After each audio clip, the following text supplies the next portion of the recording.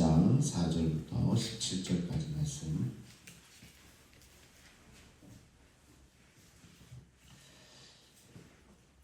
한 목소리로 같이 봉독할까요? 시작. 이것이 천지가 창조될 때 하늘과 땅의 내력이니 여호와 하나님이 땅과 하늘을 만드시던 날에 여호와 하나님이 땅에 비를 내리지 아니하셨고 땅을 갈 사람도 없었으므로 들에는 초목이 아직 없었고 밭에는 채소가 나지 아니하였으며 안개만 땅에서 올라와 온 지면을 적셨더라. 여호와 하나님이 땅의 흙으로 사람을 지으시고 생기를 그 코에 불어넣으시니 사람이 생명이 되리라. 여호와 하나님이 동방의 에덴에 동산을 창설하시고 그 지으신 사람을 거기 두시니라. 여호와 하나님이 그 땅에서 보기에 아름답고 먹기에 좋은 나무가 나게 하시니 동산 가운데는 생명나무와 선악을 알게 하는 나무도 있더라. 강이 에덴에서 흘러나와 동산을 적시고 거기서부터 갈라져 네 근원이 되었으니 첫째의 이름은 비손이라. 금이 있는 온 땅을 둘렀으며 그 땅의 금은 순금이요 그곳에는 베델리엄과 호마도도 있으며 둘째 강의 이름은 기온이라. 구스 온 땅을 둘렀고 셋째 강의 이름은 힛데겔이라. 아스를 동쪽으로 흘렀으며 넷째 강은 유브라데더라. 여호와 하나님이 그 사람을 이끌어 에덴 동산에 두어 그것을 경작하며 지키게 하시고 여호와 하나님이 그 사람에게 명하여 이르시되 동산 각종 나무의 열매는 내가 임의로 먹되 선악을 알게 하는 나무의 열매는 먹지 말라. 내가 먹는 날에는 반드시 죽으리라 하시니라. 아멘. 사랑하는 성도 여러분, 평안하십니까? 창세기 2장은 창세기 1장과 다른 시각으로 쓰인 창조의 다른 버전입니다. 창조 이야기가 한 번만 나와도 감사한데 두 가지 버전으로 나오는 거예요. 다른 시각으로 나오는 거죠. 마치 영화에서 같은 상황을 다른 시각으로 비춰줄 때 다른 이야기처럼 느껴지는 경우와 흡사합니다. 다른 맛을 주는 겁니다. 창조가 어떤 관점에서 쓰여졌는지 이 두 가지를 함께 보는 거죠. 그래서 뭐 어떤 신학자들은 첫 번째, 두 번째를 비교하면서 이런지 저런지 하는 분도 계시는데 우리가 그렇게 성경을 따지면서 보기보다는 창조 첫째 시각으로는 이렇게 보고 또 다른 시각, 인간의 관점에서 또 이렇게 볼 수도 있는 거죠.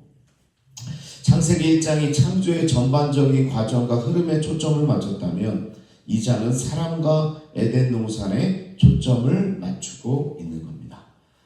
과정이 아니라 사람, 그리고 에덴 동산, 그 이야기를 지금 2장에서 하고 있는 거죠. 최초의 사람 아담이 살았던 곳을 에덴 동산이라고 불렀는데요. 에덴은 히브리 말로 기쁨과 환희라는 뜻이고 헬라어로는 파라다이스. 파라다이스 아파트 있잖아요. 다 에덴 동산에 사는 겁니다. 자, 그런 뜻을 가지고 있고 고대 페르시아 언어로는 울타리가 둘러쳐져 있는 즐거움이 넘치는 정원, 공원이라는 뜻이 이 에덴이라는 뜻이라는 거죠. 그렇다면 에덴 동산, 즉 낙원은 일하지 않고 놀고 먹는 곳인가? 그렇게 생각할 수 있는데 기쁨과 환희라고 하고 우리가 정말 파라다이스라고 하니까 가면 그냥 쉬는 곳이라고 생각할지 모르는데 그렇지는 않습니다. 낙원은 인간이 마냥 풍요와 쾌락을 즐기는 곳이 아니라 손으로 흙을 파고 땀을 흘리며 일하는 곳이다 라는 겁니다. 근데 오늘도 차를 타고 오면서 들었는데 그 농사 짓는 거 있잖아요. 그게 고된 일이 아니라 오늘은 뭐 나물 채취하는 얘기를 들었는데 그게 저 같으면 그거 힘들어서 어떡하냐 이렇게 생각하는데 시간 가는지 모르고 나물 채취한다고 하고 나물 채취하다 보니까 산에서 길도 잊어버린다고 그러고 그게 노동이면서 또 이게 기쁨이라는 거죠. 마치 그런 겁니다. 아담이 에덴 동산에서 그냥 놀고 즐기는 게 아니라 땅을 경작하고 또 농사를 짓는데 그게 내가 노동으로 생각하는 게 아니라 오히려 기쁨으로 이 일들을 감당했다는 거예요. 최초의 하나님께서 인간을, 아담을 그냥 놀고 먹는 사람이 아니라 일하는 사람으로, 특별히 농부로 창조했다는 이야기입니다. 그럼 이제 어떤 사람들은 그럴 거예요. 목사님, 죄의 결과로 노동이라는 벌이 내려진 게 아닙니까? 예. 근데 잘못 알고 있는 거죠. 노동 자체는 타락한 인간에게 내려진 벌도 아니고 죄의 싹도 아닙니다. 노동은 신성한 겁니다. 칼빈이라는 종교개혁자가 이제 주장하게 되는데요. 노동은 신성한 거다. 그래서요, 그때 이후로부터는 기독교인들이 열심히 일을 했어요. 하나님께 주신 소명이다. 목사만 소명을 받는 게 아니라 모든 직업에 하나님께서 부어준 소명이 있다. 그래서 그 이제 영향으로 기독교인들이 열심히 일하게 됐고 기독교인들이 잘 살게 된 겁니다. 왜 기독교 나라들 가보면 다 잘 살고 불교 나라, 이슬람 나라 이런 데 가보면 왜 못 사느냐?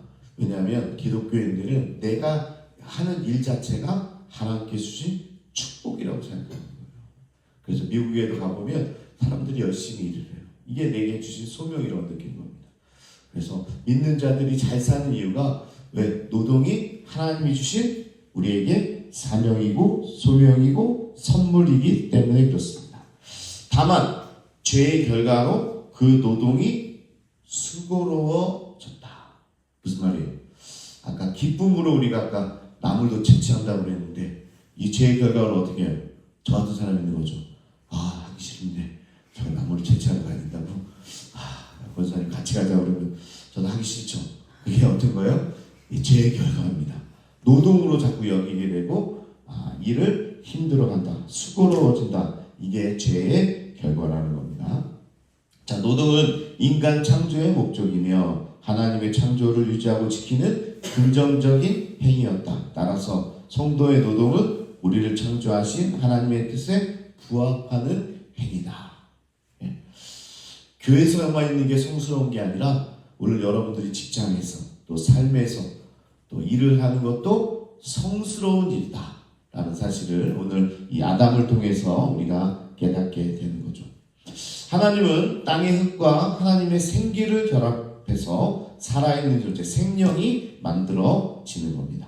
이렇게 사람을 창조하신 방식은 인간의 지상적 기원과 땅이죠, 흙이죠, 천상의 기원, 하나님의 생기죠. 이게 함께 어우러져서 특별한 존재를 나타내고 있다는 겁니다. 자, 인간이 뭐예요? 인간은 땅의 존재만이 아닙니다. 땅의 존재도 갖고 있죠. 흙을 통해서 내가 땅의 존재지만 생기를 통해서 하나님의 영혼을 통해서 또 천상의 존재, 이게 바로 인간이라는 겁니다. 이해되시죠? 천상의 존재와 땅의 존재가 만나는 하나님의 특별한 창조가 바로 인간이다. 이렇게 하나님께서 흙으로 사람을 만드셨다고 우리는 믿고 있는데요. 교회를 오래 다닌 우리야 상식적으로 받아들일지 몰라도 비신자라면 굉장히 비과학적으로 이 비과학적인 주장으로 어떻게 받아들일지 모릅니다. 그렇죠? 우리는 너무 쉽게 받아들이는데 한번 안 믿는 사람들이 너는 흙에서 왔다 그러면 믿는 사람도 있지만 이거 말도 안 돼. 이렇게 생각하는 사람도 있겠죠. 흙이 사람이 되었다는 이야기가 너무 동화 같다고 이야기할지도 모릅니다. 그렇다면 창세기가 왜 이렇게 비논리적으로 느껴지는 것일까요? 자, 왜 이렇게 비논리적으로 받아들이게 될까? 그런데 창세기는요, 단순하게 사람이 본래 흙이었다는 정보를 주기 위한 구절이 아니라는 겁니다. 그냥 흙에서 나왔다 이런 정보를 주기 위한 구절이 아니라 사람과 땅은 히브리 말로 각각 아담과 아담합니다. 이 두 단어의 어근이 같은 거죠. 이 두 단어가 한 뿌리에서 나왔다는 사실을 보여주면서 흙으로 나왔다는 얘기는 사람과 땅이 공동 운명체라는 뜻입니다. 그냥 흙으로 지었다, 그냥 흙에서 사람이 만들었다가 아니라 우리는 흙과 땅과 함께 살아가는 운명의 공동체다. 그래서요, 사람이 경착할 땅이 죽으면 우리 사람도 죽을 수밖에 없고 땅이 살아야 우리 사람도 살게 되는 거다. 땅이 그냥 여기에 그냥 지구의 한 표면이라고 생각하지 말고 이게 우리의 운명의 공동체다. 그래서 땅이 살아야 우리가 산다. 그래서 자연보호도 해야 되고 땅을 가꿔야 되고 땅을 경작해야 되고 그게 바로 우리가 살 길이다. 뭐 그렇잖아요. 땅에서 나는 곡식으로 우리가 삶을 이어갈 수 있으니까 함께 가는 공동체가 바로 이 땅과 인간이다. 그래서 아담과 아담아 같은 어근에서 나왔다라는 겁니다. 그래서 한국 사람들이 땅을 그렇게 좋아하는 거예요. 성경적이죠. 땅을 좋아하는 거. 투기는 하지 말아야 됩니다. 땅을 좋아해도. 또한 이 의미는 우리가 하나님의 뜻에 어긋나는 순간, 그저 흙과 같은 피조물에 불과하다는 것도 여기서 드러내고 있다. 땅과 같은 공동체가 뭐라고요? 우리가 하나님의 뜻에 어긋나는 순간 그저 우리는 천상의 존재가 아니라 땅과 같은 지상의 존재일 뿐이다. 그래서 하나님의 생기가 빠지는 순간 우리는 그저 흙으로 돌아가는 존재다. 그게 뭡니까? 죽음이죠. 죽음. 우리의 영이 빠지는 순간 어떻게 보면 우리는 흙과 같은 존재로 돌아갈 거고 무의미한 존재로 돌아가게 된다. 이 부분은 다음 장에서 좀 자세히 살펴보고요. 이야기는 다시 하나님이 사람을 두신 에덴 동산의 상태로 넘어가는데요. 에덴 동산 하면 우리는 대부분 선악과를 가장 먼저 떠올리지만 성경은 생명나무와 선악을 알게 하는 나무를 소개하기 전에 하나님이 보시기에 아름답고 먹기 좋은 나무가 많이 있었다라고 소개하고 있습니다.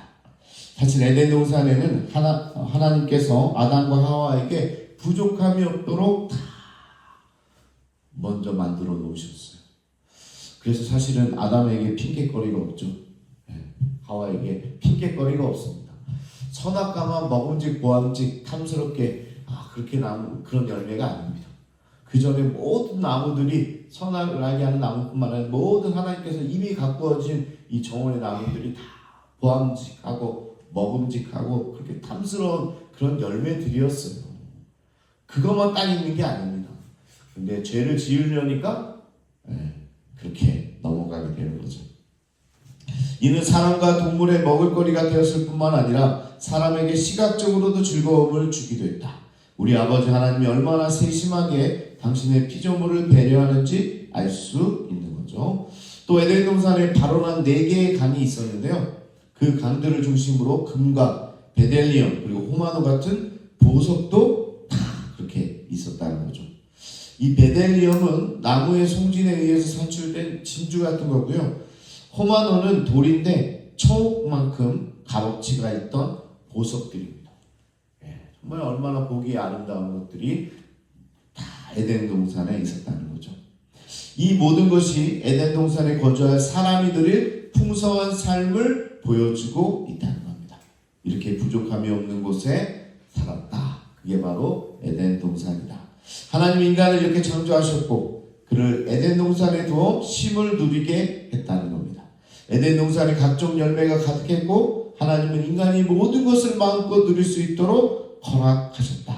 인간은 자유롭게 먹을 수 있을 뿐만 아니라 풍족하게 먹을 수 있었다라는 겁니다. 부족이 없었어요. 부족함이 없었어요. 그래서요 우리가 죄 때문에 이제는 풍족하지 못하고 부족한 삶을 사는데 예수 그리스도를 만나고 다시 이 상태로 풍성한 삶으로 돌아가는 게 신앙생활이라는 겁니다. 그래서 하나님은 인간을 창조하신 후에 인간 스스로 먹을 것을 구하지 않고 직접 인간을 돌보시고 양육하고 이렇게 베풀어 놓고 상을 차려 주셨다는 겁니다. 그러면서 인간은 모든 것을 누릴 수 있지만 단 한 가지 제약을 받게 됩니다. 하나님은 단 한 가지를 못하게 제한함으로써 하나님과 사람 사이에 반드시 지켜야 할 마지노선을 그어 놓은 겁니다. 정말 중요한 거죠.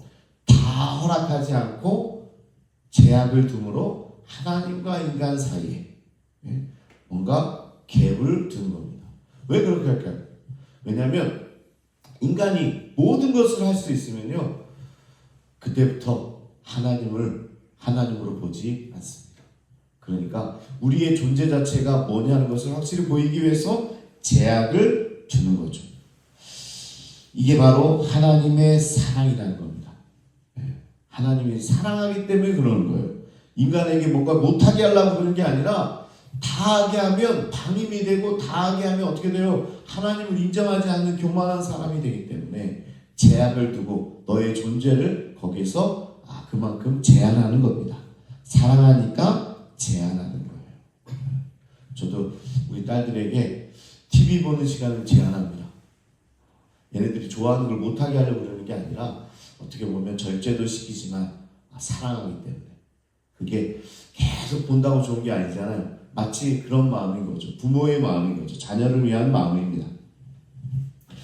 하지만 인간은 주어진 것을 마음껏 누리기보다는 제약된 것 한 가지마저 마음대로 할 수 있기를 바랬다는 겁니다. 인간의 욕심이 얼마나 지나칩니까? 있는 걸 보지 않고 남의 떡이 더 커 보이는 거죠. 분명히 자기 떡이 더 커요. 내가 가지고 있는 게 정말 이 선악과뿐만 아니라 아까 그랬잖아요. 선악과는 특별한 나무가 아니었어요. 그거만 탐스러운 나무가 아니었어요.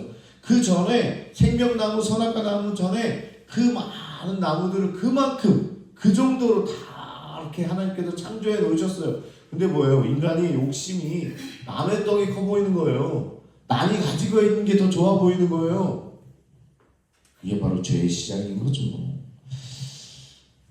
그래서 하나님은요, 오늘 말씀을 통해서 선악을 알게 하는 나무의 열매를 넘어서 그것을 통해서 너의 존재 자체를 알게 하는 하나님의 명령에 순종할 수 있는가, 이것을 묻고자 했던 겁니다. 하나님은요, 사람을 로봇으로 만들지 않았습니다. 만약 하나님이 사람을 그렇게 만들었다면 사람의 잘못에 대해 책임을 추궁할 수 없었을 거예요. 하나님은 사람이 순종할 수도 있고 불순종할 수 있는 자유의지를 갖도록 하신 겁니다. 우리 주일학교 아이들이 항상 물어보는 거죠.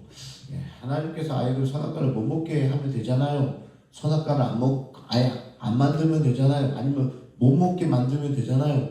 그런데요, 하나님은요, 인간을 사랑하셔서 로봇으로 만드는 게 아니에요. 시키는 일을 하는 그런 로봇과 같은 존재로 만든 게 아니에요. 자유의지를 주시고 그들이 마음껏 누릴 수 있도록 하나님께서 하신 겁니다. 자유를 가진 자에게 금지 명령을 내립니다. 명령이 없으면 사람에게는 자유도 없을 겁니다. 이 말이 이해됩니까? 명령이 없다면, 이런 제한이 없다면 자유도 없는 겁니다. 명령이 일체에 주어지지 않는 동물에게는요, 진정한 의미의 자유가 없습니다. 동물에게는 어떤 명령을 주지 않았어요. 제한을 주지 않았어요. 그러면 동물들은 너무나 자유로운 건가요? 아니에요. 동물에게는 자유라는 게 없는 겁니다. 선악과 이야기는요, 인간이 자신을 창조하신 하나님을 배반할 수 있을 정도의 높은 자유까지 가지고 있다는 것을 보여주는 건데요. 낙원에서의 아담은 죄를 짓지 못하도록 창조된 것이 아니라 노력 여하에 따라 죄를 짓지 않을 수 있도록 지음받았다는 사실입니다. 아주 중요한, 여기 아주 키포인트가 여기 들어있죠. 다시 한번 이야기합니다. 낙원에서의 아담은 죄를 짓지 못하도록 창조된 게 아니라 노력 여하에 따라 죄를 짓지 않을 수 있도록 지음받았다는 사실이다. 죄를 짓지 못하도록 만들었다면 로봇이죠. 그러나 우리가 자유의지를 통해서 죄를 짓지 않는 사람으로 살아가기를 원한다. 그게 하나님의 뜻이라는 겁니다. 지금까지 말씀을 정리해 보겠습니다. 하나님은 흙으로 사람을 만들어 생명의 호흡을 불어넣어 주셨고 에덴 동산을 창설하여 더없이 좋은 낙원에 살게 해주셨습니다. 그곳에서 인간은 동산을 돌보는 소명을 받아 하나님을 섬기며 하나님의 말씀에 순종함으로 영생을 누릴 수 있었습니다. 반대로 이 말씀을 어김으로 죽음의 형벌도 받을 수 있는 그런 제한적인 존재라는 사실을 기억해야 한다는 것입니다. 안타깝게도 첫 아담은 어떻게 해요? 죄의 길로 들어가게 되는 거죠. 그러나 둘째 아담 예수 그리스도가 이 땅에 오셔서 그 죄악을 이기시고 우리를 다시 에덴의 동산으로 초대해 주신다는 겁니다. 자, 오늘 이 말씀 우리가 왜 배워야 됩니까? 어떻게 실패했는지도 알아야 우리가 어떻게 돌아가는지도 알게 되니까 오늘 이 창세기의 말씀은 우리에게 교훈 목사님, 예수님이 오신 신약만 보면 되는 거 아니에요? 아닙니다. 구약을 알아야 우리가 어떻게 잘못된 길로 갔는지, 우리의 첫 아담은 왜 잘못했는지를 알아야 예수님의 구원이 얼마나 감격스럽고 감사한 것인지를 더 받아들일 수 있게 된다라는 사실입니다. 그래서 오늘 에덴 동산의 이야기, 인간이 어떻게 죄를 짓게 되는지 내일 다음에 살펴볼 얘기지만 어떤 제약을 하나님께서 두셨는지, 제약을 두는 게 오히려 우리를 사랑한다는 의미라는 사실, 우리를 로봇으로 만들지 않고 자유의지를 가지고 우리를 그런 존재로 만드셨다는 사실 오늘 같이 나눴는데요. 우리가 오늘 살아가면서 이제 어떻게 적용을 해야 되겠죠. 우리를 죄 짓지 못하도록 만든 게 아니에요. 그리고 오늘도 우리가 살아가면서 충분히 죄 지을 수 있어요. 그런데 우리가 예수의 제자고 하나님의 자녀로 산다는 것은 죄를 지을 수 있지만 죄를 짓지 않는 자유의지로 살아갈 수 있는 것, 그것을 하나님이 가장 원하신다는 사실입니다. 할렐루야. 그렇게 살 수 있겠습니까? 오늘 우리가 그렇게 결단하면서 하나님, 오늘 새벽이니까 그렇게 예언적으로 기도했으면 좋겠습니다. 어떤 제약 가운데 상황에서도 주님, 제가 주님만을 바라보고 죄 짓지 않고 살겠습니다. 우리 주여 한번 부르시고 우리 함께 통성으로 기도하겠습니다. 주여, 아버지 하나님